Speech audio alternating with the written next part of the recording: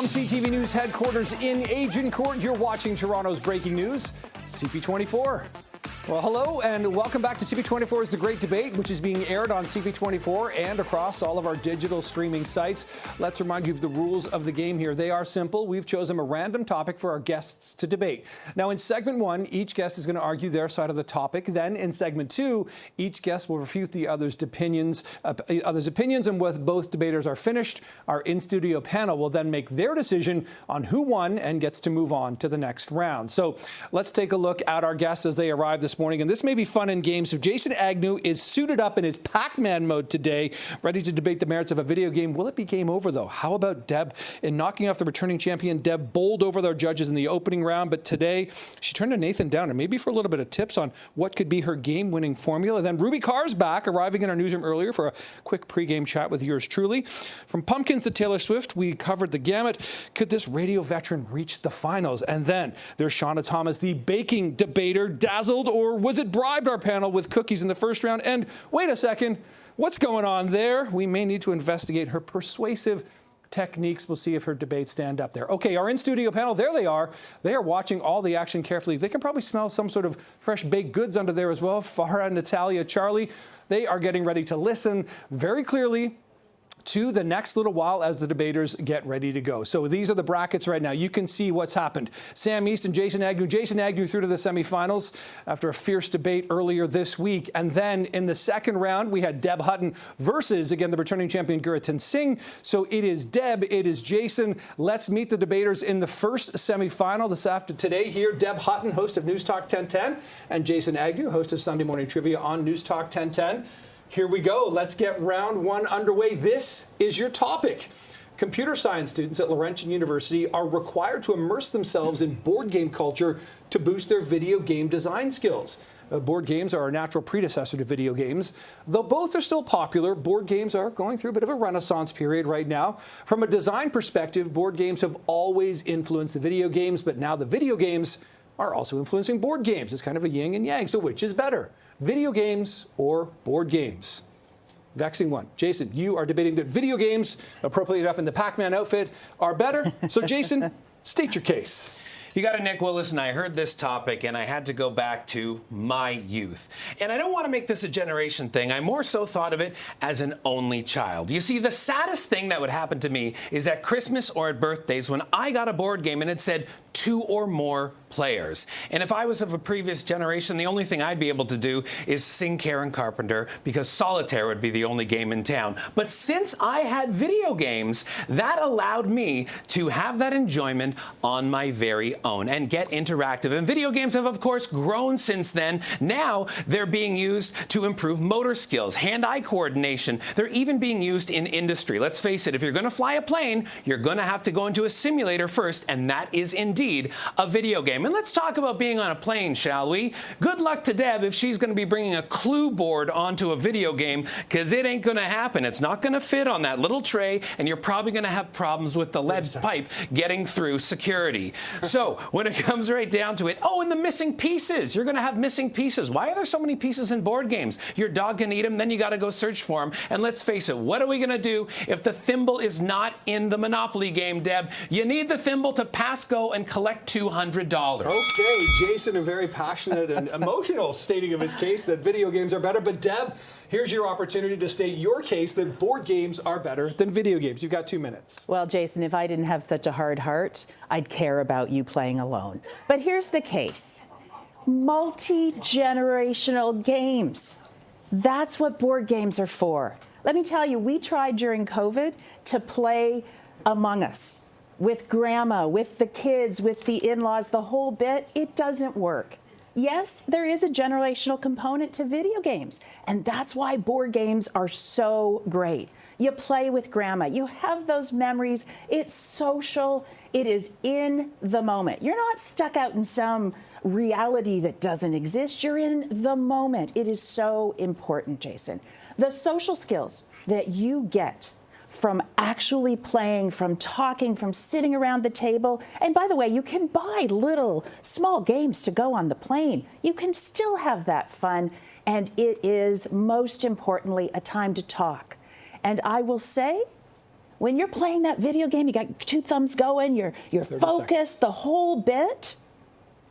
Unlike a board game, you don't have a hand free for a glass of wine to raise to your other competitors, to have that moment. And that, to me, Jason, is why the board game is so much better than the video game. Okay, well, that was an exceptional start to the debate here. Even Shauna and Ruby are in the studio applauding both of the points made there. Jason and Deb, really nice opening here. But of course, you may have impressed me, Shauna and Ruby, but it's the judges over there. And they're kind of already checking, pondering with the paddles here, going over each point, deciding who took that round. It's a good question. We don't know yet. You are watching CP24's The Great Debate. Round 2 is coming up. It's time for the rebuttals. Cold heart, emotional only child. What's going to come out of this? You'll find out next here on The Great Debate.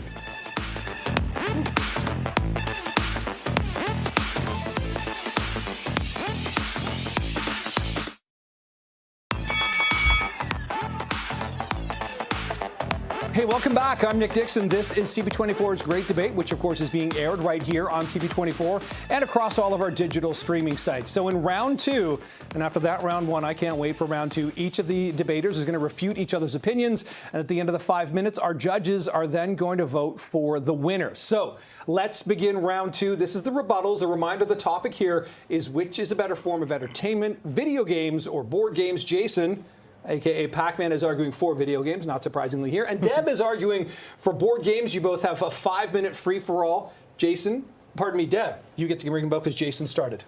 Well, I know I started off by saying it doesn't matter that Jason was alone when he was a young kid, but it is the most important point, I think, when it comes to board games. It is the social interaction. It is the ability to sit across a table or a counter with someone and actually be engaged and talking and interacting over the game. That, to me, is the most important point. I think you just don't get that with video games. I just want to make one other point, because you did say in the opening that, you know, that you lose the piece, you lose the thimble, the whole bit. Can I just say, I can't tell you how many controllers my dog has eaten the little knob off. So, you know, it works both ways.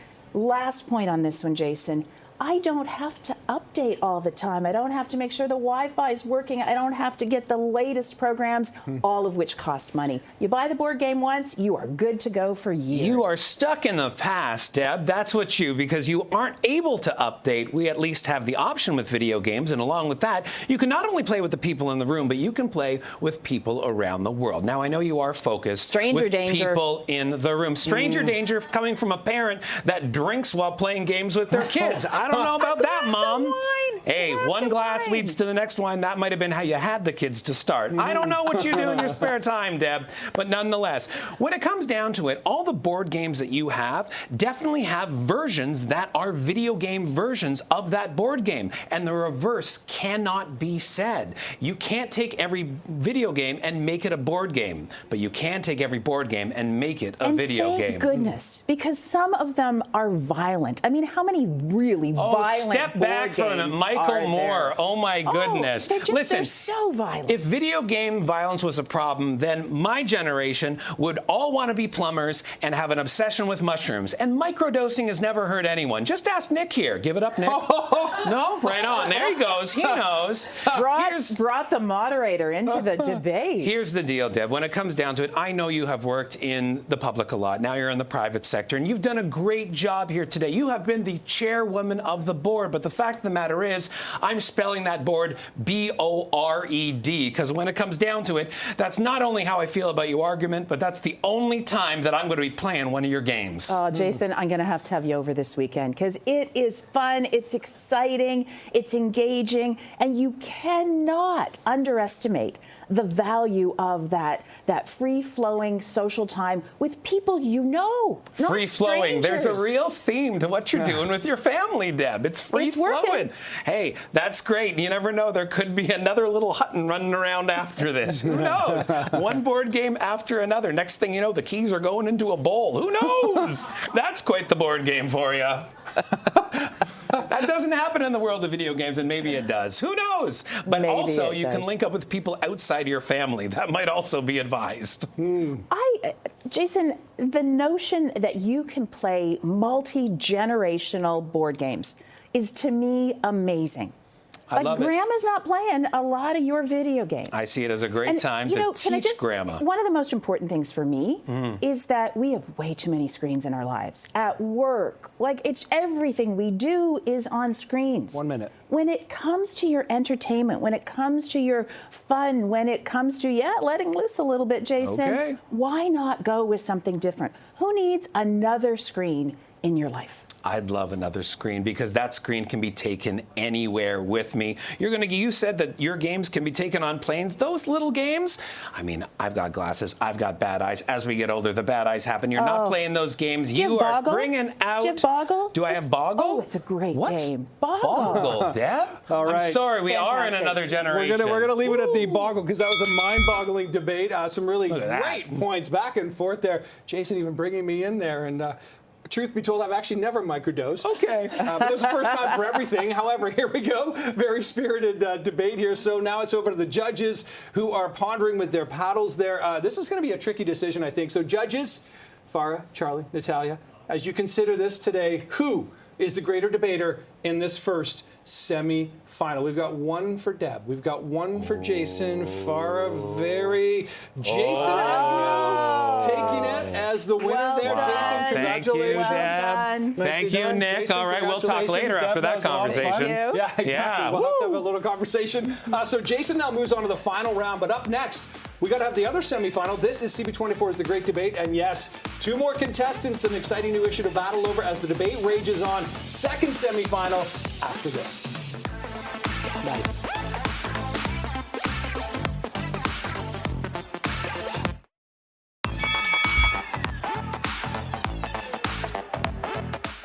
All right, the great debate rages on. I'm Nick Dixon. Thanks for joining us here on CP24. This is where it's being aired, and it's also being aired on our digital streaming sites as well. Congratulations to Jason Agnew, who just moments ago won his match against Deb Hutton, arguing that video games are better than board games, and that is enough to get Jason through to our final match. So our in-studio panel, who chose Jason over Deb, of course, carefully watching all of the action here. And wait a second, they appear to be snacking on some muffins that may or may not have, and probably may have been baked, in fact, by Shauna Thomas. So far, Natalia, Charlie, put those muffins out of your mind. Focus on the words, not the food in your mouth. Okay, so let's begin round one. Of course, here is our topic. We're going to meet the debaters first. We see Jason Agnew already through to the semifinal round here. So that left side of the bracket, that is all wrapped up. Ruby Carr, of course, took on Dahlia Dahl, and Ruby Carr went through in that debate, and then Shauna Thomas and Neil Hetherington debating shoes. Tennis shoes, running shoes, with or without suits. Shauna came through with that one, arguing for the brogues, basically. And then Shauna Thomas and Ruby Carr. That is our second semifinal. Of course, Ruby Carr is host of the midday show on Chum 104.5 right here in Toronto. Ruby is to my right, and Shauna Thomas, food and nutrition consultant, and also frequent contributor to CP24 Breakfast Meal Prep Mondays. If you've never seen it, you should tune in because Jen, Bill, and I get to eat. So I've got Ruby, I've got Red. Let's begin round one here. Here is the topic. COVID-19 radically changed the way many people live and work. It, in fact, gave many people an option to work from home and therefore live wherever they choose. Now, though, some employers in both the private and public sector are mandating that many workers have to come back full-time to the office or newsroom. And as a growing number of Canadians once again find themselves cramming public transit and clogging highways to get back to their workspaces, that begs the question, what is the better option? City living or country living?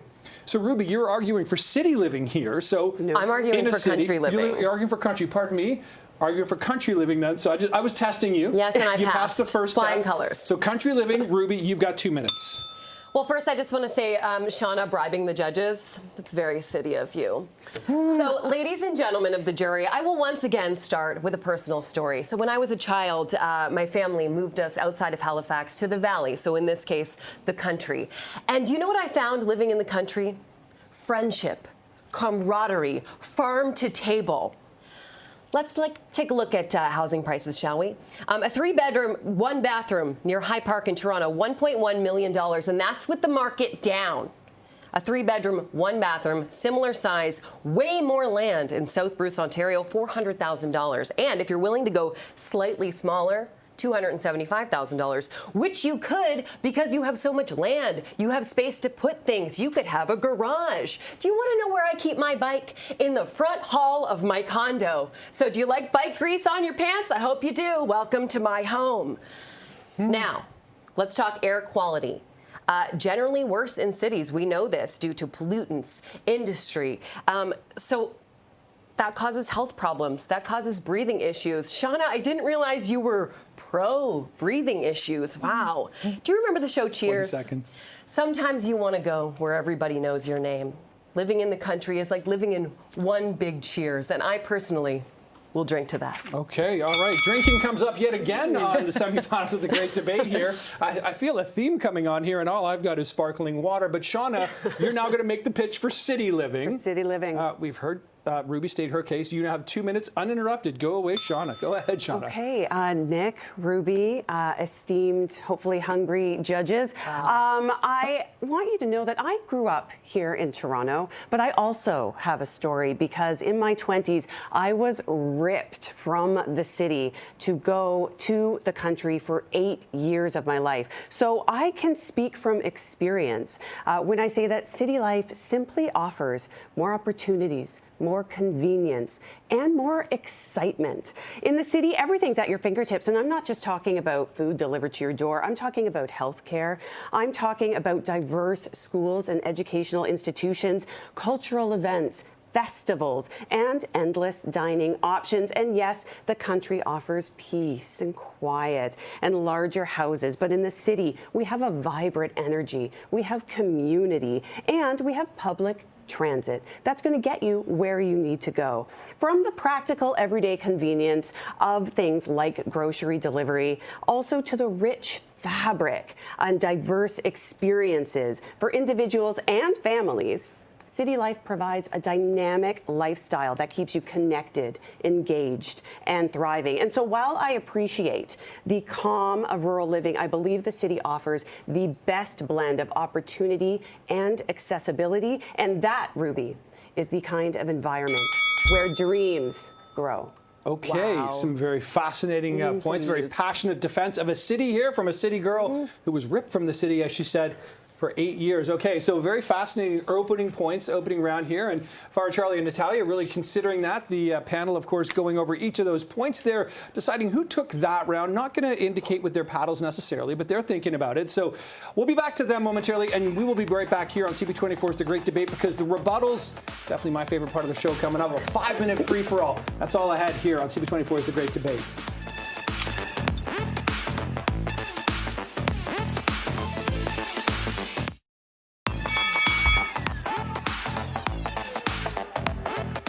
All right, we are in the thick of the semifinals right now. Thanks for coming back. I'm Nick Dixon, and this is CP24's The Great Debate, being aired right here on CP24 and across all of our digital streaming sites. So round two, here we go. The rebuttals, the refutation of the others' opinions and positions they put forward in their debate.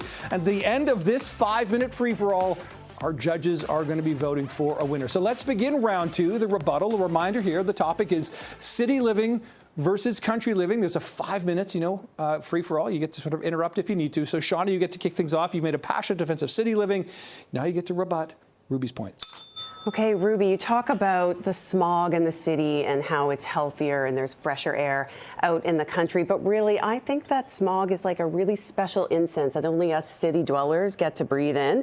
And if it does create some kind of health problem, at least I have a hospital nearby, maybe a walk-in clinic I can go to.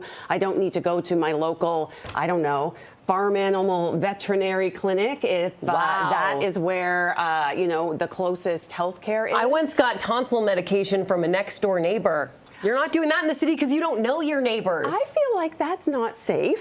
And he was a doctor. He told me. He that's what he says. And really, you're talking about a bigger house outside of the city. I mean, that's more to fix. That's more to clean. That's more to maintain. It's more to have fun with, though. You know what you have in the country? You have yards. You have room for pets. Do you want to know what my daughter's pet is? A raccoon. And she only gets to see him on garbage day because we don't have room for a dog. We live in a condo in the city. Studies show people in rural areas actually report higher life satisfaction. Do you want to know why we don't have it in the city? Because we're constantly trying to keep up appearances. Not to mention, you talk about your concerts, which are super expensive, by the way. I hope your concerts are worth your inhaler that you have to have from living in the city.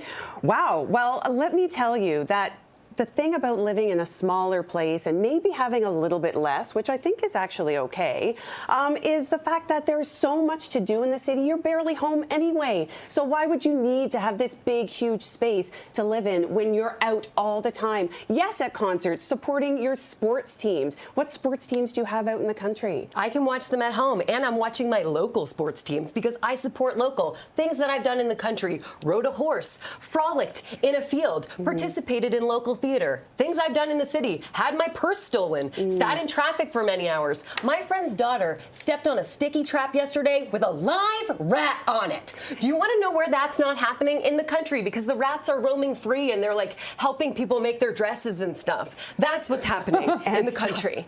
Ruby, you're very passionate. You know what it reminds me of? Our theater district, our thriving theater district that we have here in the city, where I can take my entire family to see a Broadway show like The Lion King. What are you going to do out in the country? Just watch, the deer frolic. You know what I'm going to do in the country? I'm going to be in the theater because there's less competition, so it's okay that I'm bad at it. I get to just participate, and that's what I like. And actually, you were talking about delivery apps. I will agree. I participate in delivery apps here. I get my groceries delivered. Do you want to know why? Because it's such a nightmare to drive in this city. Why don't you need them in the country? Because you can just drive to the store, because the only traffic jam is that one time that Farmer Fred let his cows go out in the road. I will agree with you that there is traffic here, but at least we're not getting stuck behind a tractor or a cow or something like that. And if I want a bag of milk, yeah, maybe there's some traffic, but I can walk to a local convenience store and get something for my family instead of driving 14 kilometers away to who knows where, the next grocery store. It just doesn't exist out in the country. You're too far away from everything. Everything you need is here in the city. Museums, festivals, art galleries, concerts, Wi-Fi. Crime. Oh, there is crime everywhere, and I can tell you that from living in the country. There are some psychos everywhere. Well, I'm just saying that's why I'm not walking to the local corner store, because I don't feel safe. 1 minute to go. Well, safety is something you can have in the city. You just need a security system or maybe a little dog. Like you said, you have a pet raccoon. That's going to probably keep some people away. Well, personally, I think that I would take my, clean air, large house, big yard over, the only place that I have to use Google Maps in the country is to navigate my backyard because it's so big. We're not doing that here. Okay, well, we're going to end that one right there. City versus country.